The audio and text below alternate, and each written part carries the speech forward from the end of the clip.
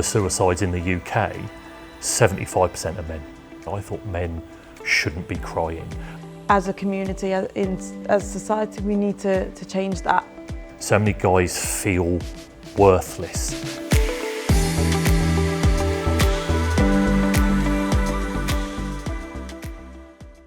So Ash, we've been talking about ourselves and our own stories about mental health and our journeys, but let's move on and talk specifically about the demographic of men. Are you able to give us some statistics? Yeah, I am, and I'm always conscious, Laura, of knowing that depression, anxiety, mental health happens to anyone, men and women, but obviously as a guy who went through it at a certain age myself, it's something I feel quite passionate about. And yes, some of the stats are actually quite scary. So we know that 70% of men will report that at some point in their lifetime, they've suffered either stress, anxiety or depression, which is 3/4 of men. And yet only 40% of men ever talk to someone about it. And I think that shows the dichotomy of people that are going through stuff, men that are going through stuff, but they just don't want to talk about it. And I think one of the most tragic pieces of research that then comes from that is that of all the suicides in the UK, figure, isn't it? 75% of men. That's just not okay. And that is not, that's just not okay. That's just not okay. And that's because, as guys, we don't talk about it. We keep it to ourselves. And we know, again, through research, that if someone is feeling suicidal, if they tell someone, it halves their chance of taking their own life, just by saying it to someone. And if you ever go to the GP with a mental health crisis, it's one of the questions they always ask you: have you had any thoughts of harming yourself or taking your own life? Unfortunately, I never had those feelings, but so many guys do. So many guys feel worthless, and therefore it's really quite scary for them. And those stats, I'm sure you agree, should alarm us all. Yeah, it really should. It's such a high figure, and it's awful because men will have their own problems. Yeah. And women will have their own problems. Yeah. Everyone, women are talking more than men in life where they will struggle, and that is okay to struggle. It's okay to have bad days. Yeah. But to open up to someone is what men really need to do, and they need to feel comfortable. And as a community, as society, we need to change that. As a community, as society, we need to change that. Yeah, we do, and again, as I speak to guys, one of the things we don't like to do is talk about the full range of emotions.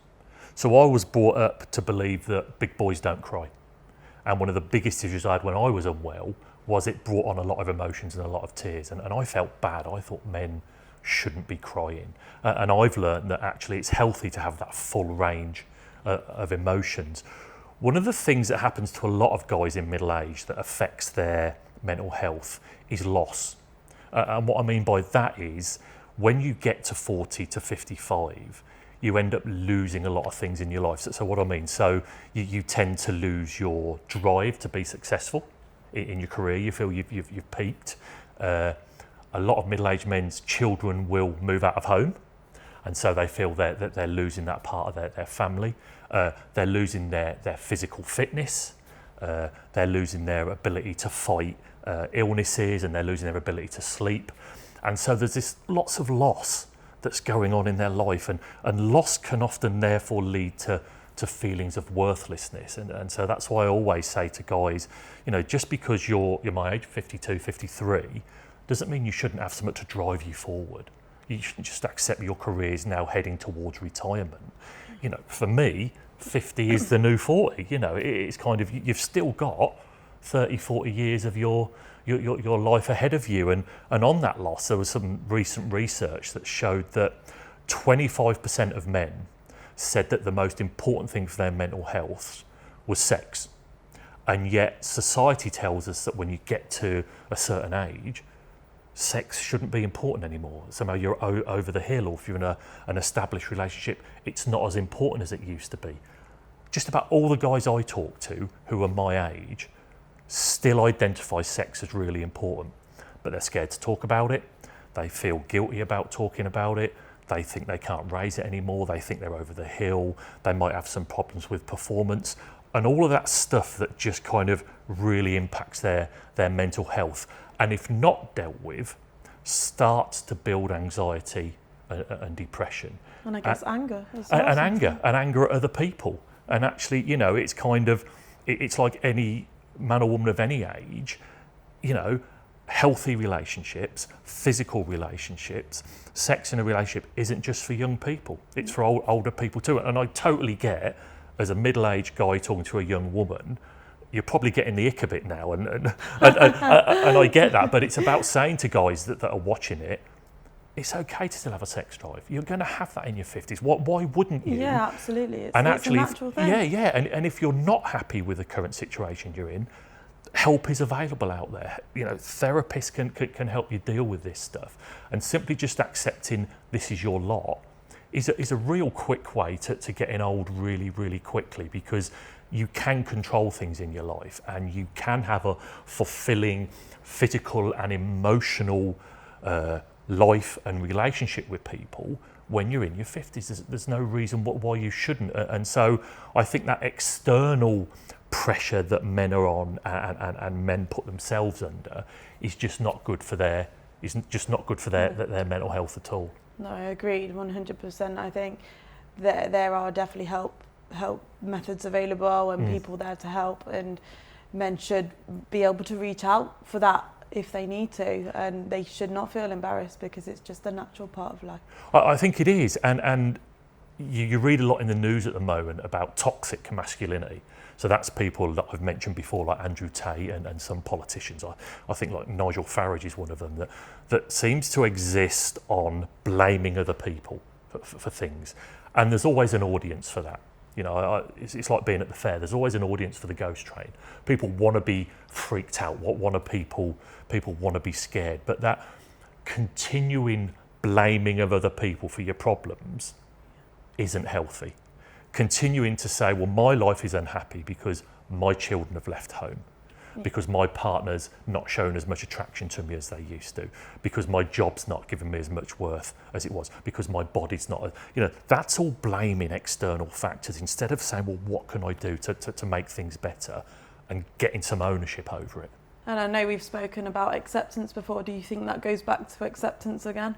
Yeah, I do. I do. I think it's about accepting some things in your life and in the world you can't change. And that doesn't mean I don't care passionately about world events or what's going on around me, but I do care deeply about the things I can impact. You know, I have this saying, and I get it's a bit probably it's a bit gallant again, but it's be the change you want to see in other people. And that's what I've learned is that change the things around you that you can. It's the right thing to do, but also it's immensely powerful for your own mental health and your own self-worth. And do you think you could give one message to the men listening to this, for those living either with mental health challenges or just middle-aged men in general? What's your message? Yeah, it's a really good question. I think what I'd say to guys watching this is that if you're having a bad time, you can get through this. How do I know that? Well, because I did. And that is about always looking for answers, whether that's to do with your mental health or relationships or your career or your family. Never stop looking, never stop pushing yourself forward for answers. It will be hard work sometimes, and there will be obstacles in the way, but that contentedness, that inner confidence that I've now got is something anybody can have, and it's just about having the courage to keep pushing forward and working towards it.